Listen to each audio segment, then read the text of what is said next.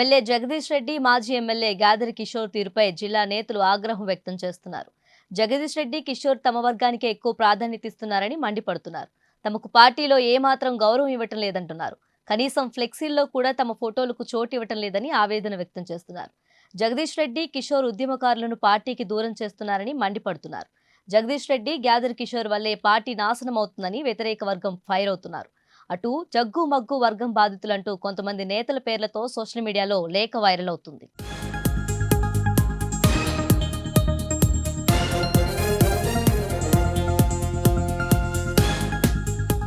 ఇక ఇదే అంశంపై మరింత సమాచారం మా ప్రతినిధి ప్రశాంత్ అందిస్తారు. చెప్పండి ప్రశాంత్, నల్గొండ బీఆర్ఎస్ లో విభేదాలకు సంబంధించి ఫుల్ అప్డేట్స్ ఏంటి?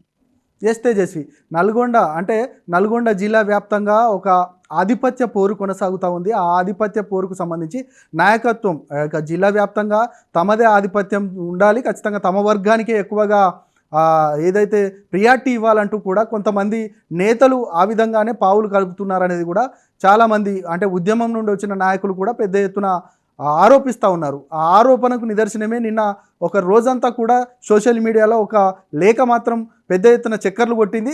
ప్రధానంగా గతంలో తెలంగాణ ఉద్యమం నుంచి ఇప్పటి వరకు మేము నల్గొండ జిల్లా వ్యాప్తంగా పెద్ద ఎత్తున ఉద్యమాలు చేసి ప్రజల మధ్యలో ఉన్నప్పటికీ కూడా మమ్మల్ని ఎక్కడ కూడా ప్రియారిటీ ఇవ్వడం లేదు. ప్రధానంగా ఏదైనా సభలు జరిగినప్పుడు కార్పొరేషన్ చైర్మన్గా ఉన్నప్పటికీ కూడా మమ్మల్ని ఎక్కడ కూడా ఫ్లెక్సీలలో మా ఫోటోలు ఉండవు, మా పేర్లు ఉండవు, అసలు సభలో మాకు ఇన్విటేషన్ ఉండదు అనేది కూడా నిన్న ఏదైతే హరీష్ రావు ప్రధానంగా నిన్న నల్గొండ ముఖ్య కార్యకర్తల సమావేశం జరిగింది పార్లమెంట్కి సంబంధించి.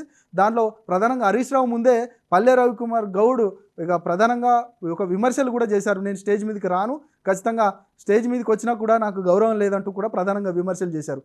అదే ఒక విషయం అయితే ఇక ఏదైతే నిన్న రోజంతా సోషల్ మీడియాలో చక్కర్లు కొట్టింది ఏంటంటే ఇక జగ్గు మగ్గు ఈ రెండు పేర్లకు సంబంధించి, అంటే జగ్గు అని అంటే మాజీ మంత్రి జగదీశ్వర్ రెడ్డి, మగ్గు అంటేనేమో ప్రధానంగా ఆయన అనుచరుడిగా చెప్పుకుంటున్న మాజీ ఎమ్మెల్యే గాదర్ కిషోర్కి సంబంధించి ఈ ఇద్దరి పేర్లతో అంటే మీడియాలో మాత్రం సోషల్ మీడియాలో పెద్ద ఎత్తున చక్కర్లు కొట్టింది.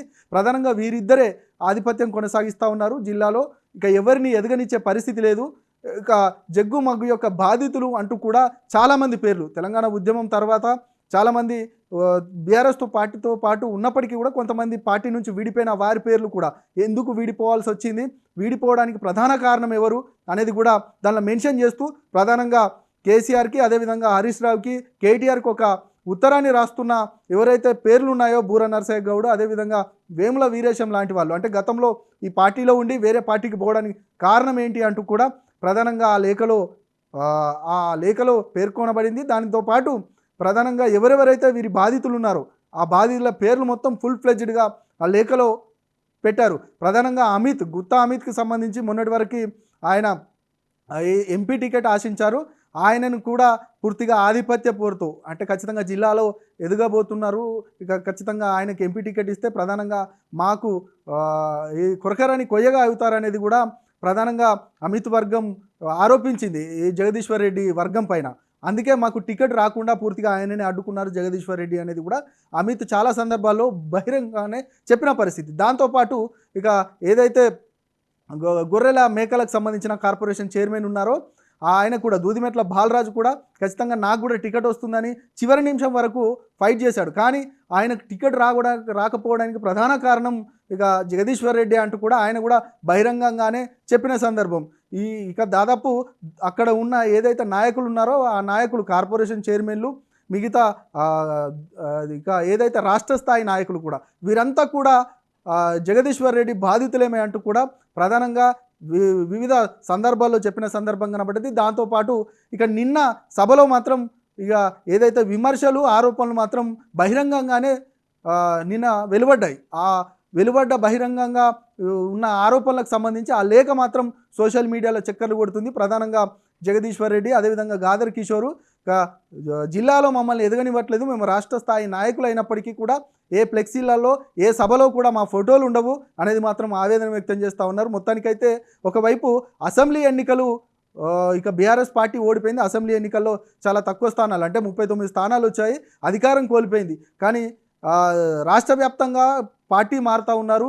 ఏదైతే సిట్టింగ్ ఎంపీలు అదేవిధంగా ప్రస్తుతం ఉన్న ఎమ్మెల్యేలు కూడా రేవంత్ రెడ్డిని కలుస్తూ ఉన్నారు. పార్టీలో విభిన్నమైన కోణాలు వెలువడతా ఉన్నాయి. అసలు పార్టీ కొంతమంది ప్రత్యర్థులు మాత్రం చెప్తా ఉన్నారు ఇక పార్టీ ఎన్నికల తర్వాత ఉండదు అనేది ఒక వర్గం చెప్తా ఉంది. మరొక వర్గం పార్టీలో చాలా విభేదాలు ఉన్నాయి కాబట్టి పార్టీని అందరూ వీడిపోతున్నారు అనేది ఇంకో వర్గం చెప్తా ఉంది. మొత్తానికి రాష్ట్ర వ్యాప్తంగా బీఆర్ఎస్ పరిస్థితి ఏదైతే కొట్టుమిట్టాడుతూ ఉంది, ఖచ్చితంగా పార్టీలో ఉంటారా ఉండరా అనేది ఒకవైపు అయితే, ఇక జిల్లా వ్యాప్తంగా నల్గొండది ఒక ప్రత్యేకమైన పరిస్థితి అని చెప్పుకోవచ్చు. ఎందుకంటే నల్గొండలో రాష్ట్రం మొత్తము పార్టీ పరిస్థితి ఘోరమైన పరిస్థితుల్లో నెట్టివేయబడితే జిల్లాలో మాత్రం ఇక పార్టీలో ఒకే ఒక స్థానం గెలిచారు జగదీశ్వర్ రెడ్డి.